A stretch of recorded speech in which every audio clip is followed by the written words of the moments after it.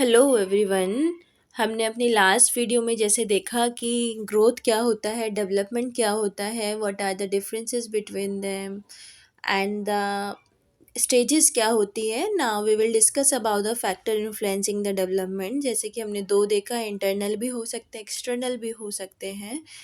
And these are the major four types: genetic, biological, physical and environmental factors that influence the growth and development.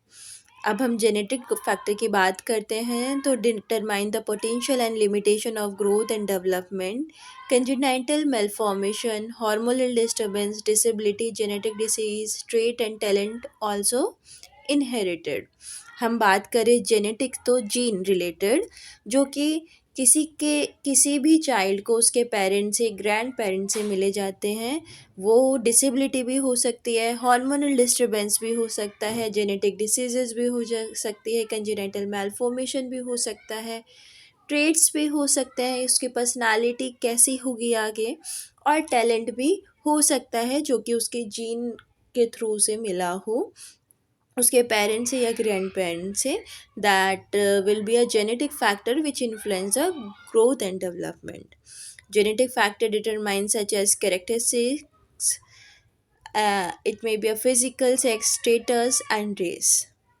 Factor that may influence development is biological factor. अगर हम biological की बात करें, health condition present at birth, disability that are present at birth, hereditary condition, जो कि अगर हम three stages prenatal, natal और पोस्ट नेटल की बात करते हैं कि प्री नेटल, जैसे कि आप जानते होंगे, प्री नेटल स्टेज होती है जब मदर कंसीव करती है बेबी को, during 9 months, natal during birth and postnatal is after birth duration.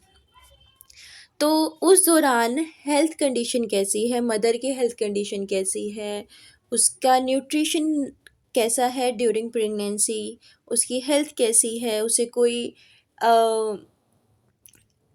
कोई अल्कोहल या किसी चीज़ की लत तो नहीं है, तो that will be affect the child also. And natal की अगर हम बात करते हैं बायोलॉजिकल फैक्टर में, नेटल में बर्थ के दौरान बच्चे की डिलीवरी नॉर्मल हुई है, कोई कॉन्सिक्वेंसेस तो नहीं हुए, आफ्टर बर्थ न्यूट्रिशन कैसा है, कोई इन्फेक्शन होना, ट्रॉमा एट्सेट्रा, ये आपके तीनों स्टेज में अफेक्ट करते हैं डेवलपमेंट एंड ग्रोथ को चाइल्ड की।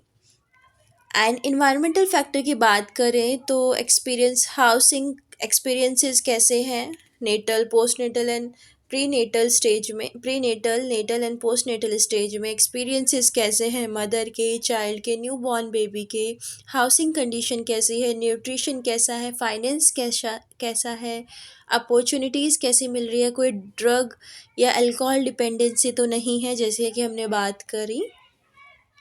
Environmental factor affect an individual growth and development. Some of these are family, religion, climate, culture, school, community, and nutrition. These are the example which may affect under the environmental factor. Example अगर हम देखें, poor nourished child is more likely to have an infection than well nourished child may not attain his or her potential height. हम जैसे कि example दे सकते हैं, एक research भी हुई थी जिसमें एक ट्विन्स को, दो जो ट्विन्स थे, आइडेंटिकल ट्विन्स थे, दोनों को अलग अलग इन्वायरमेंट में रखा गया, तो दोनों में बहुत सारे डिफरेंसेस देखने को मिले। जैसे कोई, आप फॉर एग्ज़ाम्पल एक पुअर नरिश इन्वायरमेंट में है और एक वेल नरिश इन्वायरमेंट में है, तो एजुकेशन मैटर करती है, कल्चर मैटर करता है, क्लाइमेट, रीजन, स्कूल, कम्युनिटी की उनका नेचर, एजुकेशन किस लेवल की है, तो वो बच्चे को अफेक्ट करती है। जैसे कि इस एग्जाम्पल में भी हम देख सकते हैं कि पुअर नरिश जो चाइल्ड है उसका ऑब्वियस है इम्यून सिस्टम भी वीक होगा, इसलिए वो जल्दी इन्फेक्टेड होता है, जल्दी बीमार पड़ता है as compare to other child. Environmental influences ये भी कारण हो सकते हैं फिजिकल में, toxins, nutrition, sick building, noise pollution, second hand smoke, lead, social violence, substance abuse, child rearing practice, poverty. These are the references जिसकी हमने मदद ली है, आप भी इसको रेफ़र कर सकते हो। Thank you so much.